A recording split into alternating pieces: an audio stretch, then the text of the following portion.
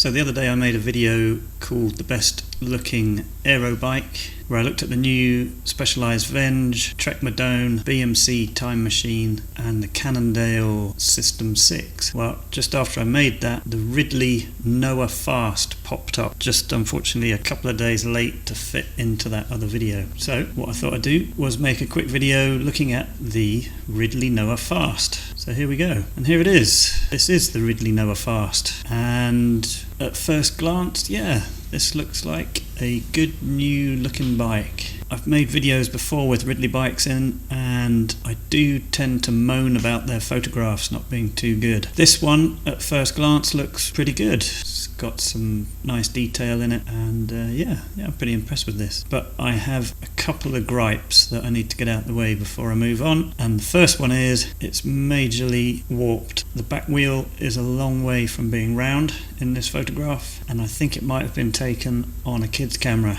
because if I now show you it with the back wheel warped into a round shape, you'll see it's quite out.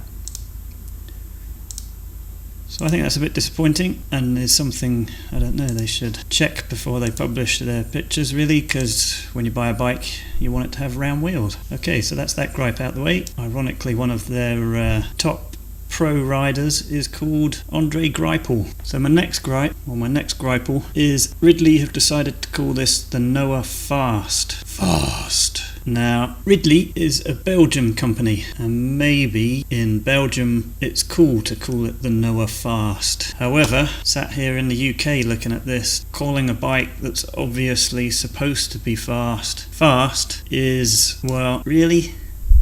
Is that a good idea? I don't think so. Let's not call it the Fast. Let's call it the Noah Xeon or something like that, because of course it's fast. It's not fast. What the hell are we doing here? So that's that gripe out the way. So here we go. There is Andre Greipel, who rides for the Lotto Soudal team, and he's a sprinter who in his heyday used to win a heck of a lot of races. Not quite as fast anymore, but there he is, looking cool on a racetrack, and there's some quite nice photos on the website of the bike.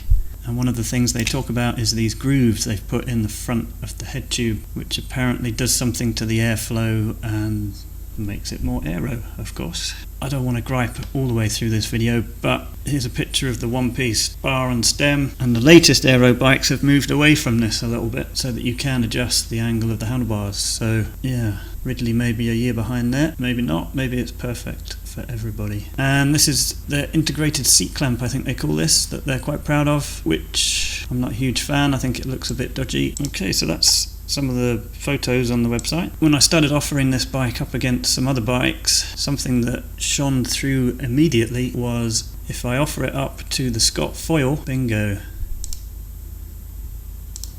Ridley definitely had a Scott foil in the office that somehow influenced what the Noah Fast came out looking like. There's some quite striking similarities around here and around here.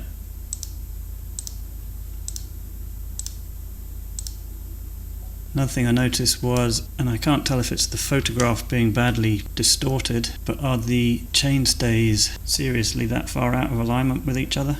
Asymmetric, I would think they would call that. Or is that just the photo? I think it might just be the photo, to be honest. If you know, leave a comment below. So yeah, some striking similarities there between the new Noah Fast and the Scott foil, even down to the little fin on the fork there, which I'm not sure about this one. Looks a little bit diddy. In the last video I actually said that the Scott foil was looking a little bit dated now and probably will get an update, so I feel bad about comparing the Noah Fast to the foil, but it's there plain as day, isn't it? The part of this bike that I do like is round here. I think this looks super clean. I'm pretty happy with that, and in fact if you compare that to the new Venge, something I didn't mention in my last video was how I'm not particularly impressed with the shut line between the forks and the frame on the Venge, and in fact that was the same, or in fact worse, on the 2018 version. A massive gap. Now you can't tell me that that doesn't have aerodynamic repercussions. And the thing that brought this up for me the other day was I read something, I think it might have been about the Madone, and how a lot of the aerodynamic testing is done before they even cut the prototype. In other words, they look at the fork and frame as one shape and then start thinking about how to make the bike steer. Now I'm making this up a little bit, it may not be true, but if that's what Specialized do and then they cut it, where are they getting the aerodynamic data? Are they getting it before or after, if that makes any sense? Anyway, looking between the Venge and the Noah Fast,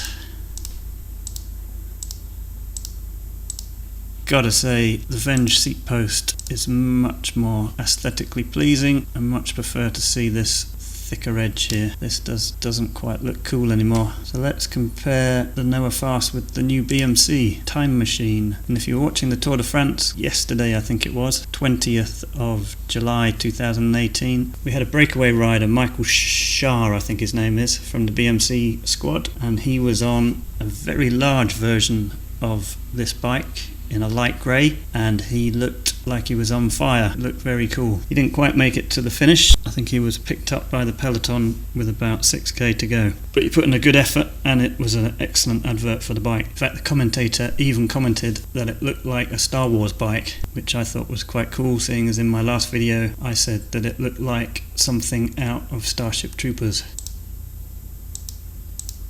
Okay, quick look between it and the SystemSix from Cannondale.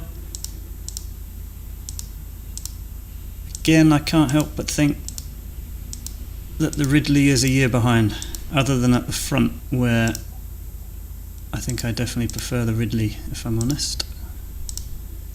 We've got very similar airflow over the top of the forks here. This is a new aero thing. The Venge has got that as well. Now if we compare it to the Madone SLR, which was my favourite bike from the last video,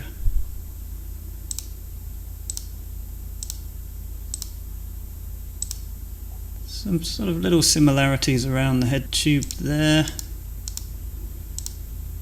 but definitely think that the Trek wins at the back, and just the overall look of the Trek is definitely nicer, I think, from the side. And then the giant Propel and the Ridley, very different styles of frame there, that's for sure. Aeroad from Canyon, there's some little similarities around the back end there.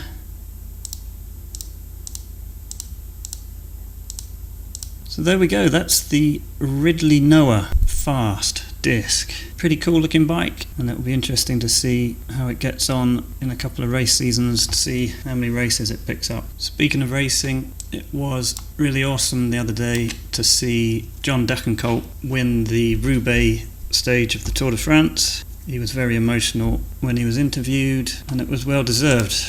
He's had a long road back from recovery after being basically hit by a car at a training camp where his whole team were pretty much taken out by the car, and it took him a long time to come back. So well done to him, and well done to Trek, and he won that on a Demane. And in fact, in my last video I mentioned how Trek needed to lift their game and win a race, and here we go, they did, they won a race. So if you like this video, give it a thumbs up and subscribe to my channel.